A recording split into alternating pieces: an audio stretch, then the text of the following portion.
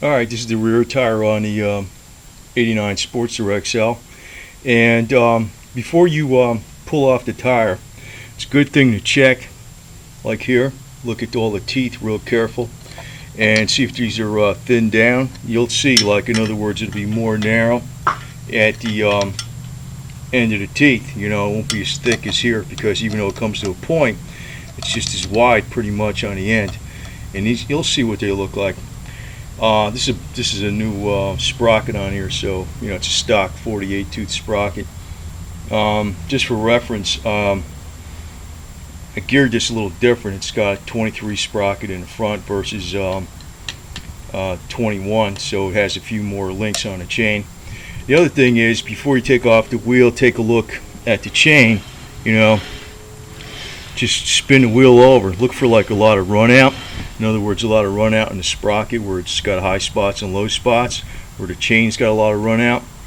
It means you should change something right there before you go ahead and you know, just do the tire itself. You should do the chain and sprocket, or just the chain, or whatever.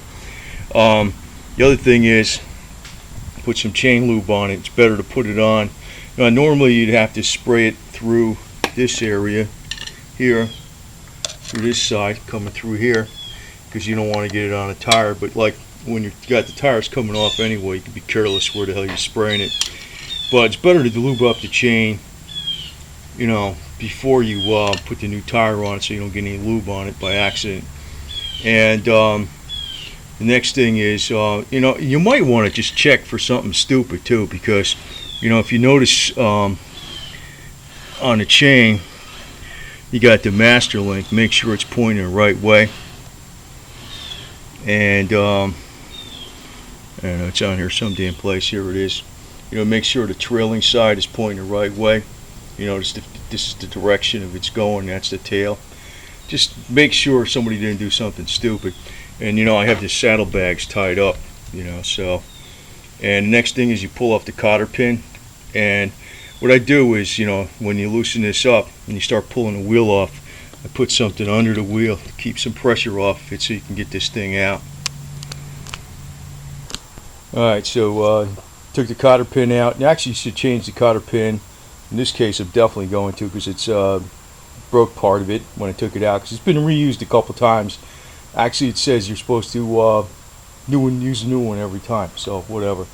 But this is a 15/16 socket, and it's on there pretty tight. So it's coming loose.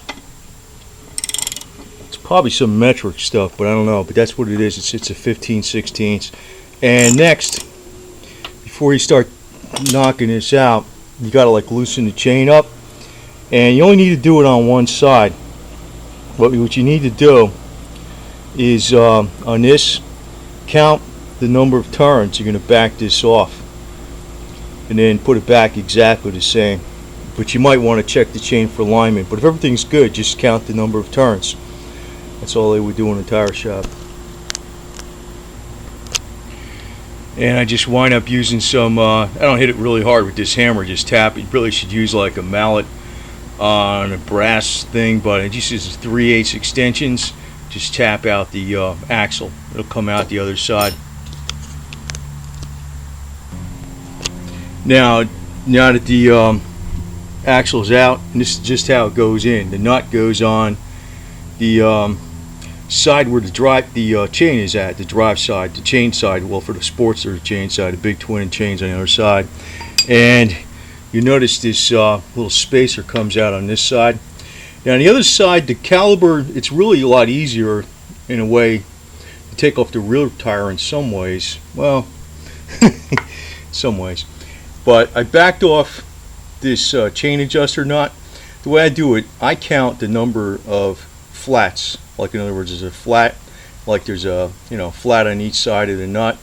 I backed it off 30, so that's when I'll turn it back on 30 when I put it on, which gave it plenty of room to slide off the chain. So now the whole tire will come out. You know, it just drops out the bottom. I'll have to jack up the bike a little higher and pull it out.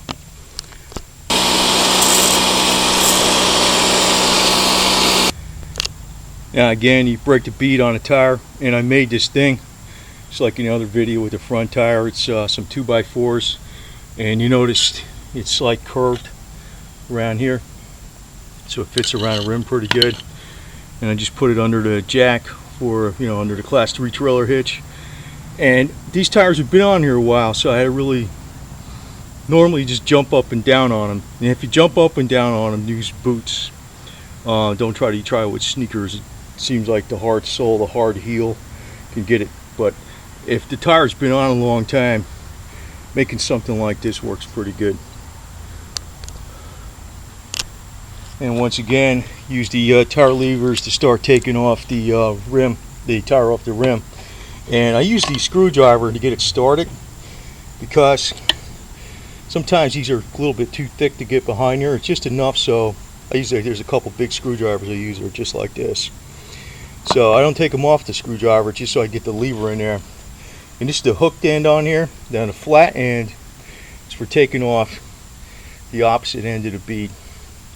So basically now I'll just stick the screwdriver in here to hold it, and pull this out and go on to the next part, and it'll pull off.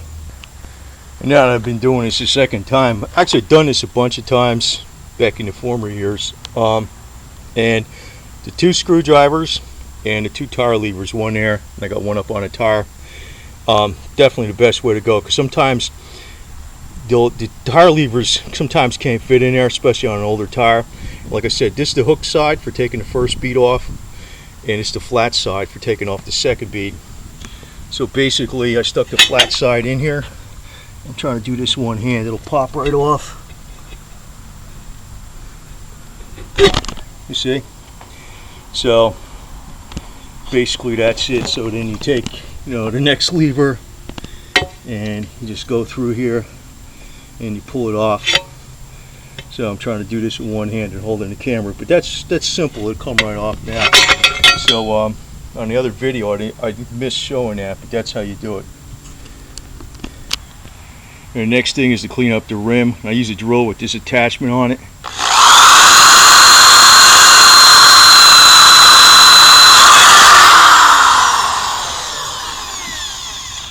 And I polish the rim too a little bit with it.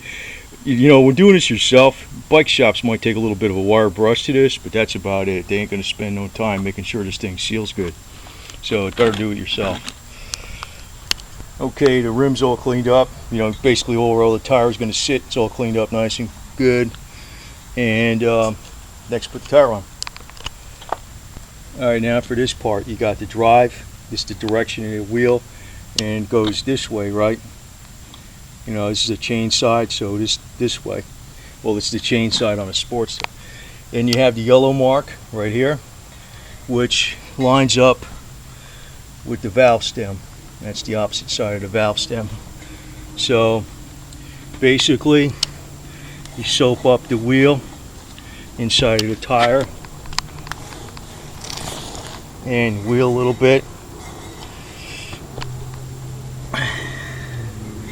and I'm gonna probably take this off camera, but basically you just go on here and you jump on it and you push it down with your hands and you'll get it.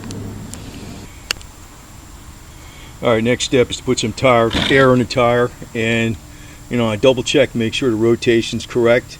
The rotation's correct, and you know, the balancing mark is by the valve stem. Well, the other thing is, you know, I put the air in it without the valve in it. This seems to work good, just full tank pressure.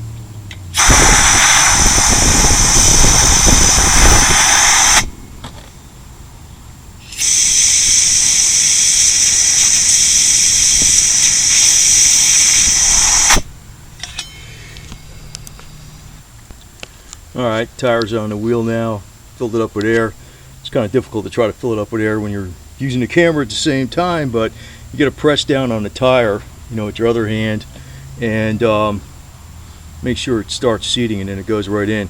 But I do it with this, so you can get full tank pressure, not with the needle valve installed. It fills up better. Some people put the needle valve in there. I don't know. Well, that's not how you should do it. But anyway, just double check you got the rotation correct. You triple check it, you know, before you put it on the bike. The next thing is I put some grease in here. Now you can pull these out, like this is like, you know, the other spacer on the other side here. You can pull these bearings out and re-grease them, but I basically grease the crap out of these. So, but normally when you change the tires, you should grease the bearings at the same time, save you some work. And put some grease on that the axle as you're driving it in, and on the bottom of the wheel, try to lift it up a little bit so it you know, it lines up. If everything lines up, that axle goes in nice, doesn't have a problem. Then the torque on the axle nut is 65 foot-pounds for this bike, which is an 89 XL. A lot of yours are similar back in that range. The early Evos, they're pretty much 65 foot-pounds. So that's it. I don't know if you've got any questions, just make a comment or something. That's all. Thank you.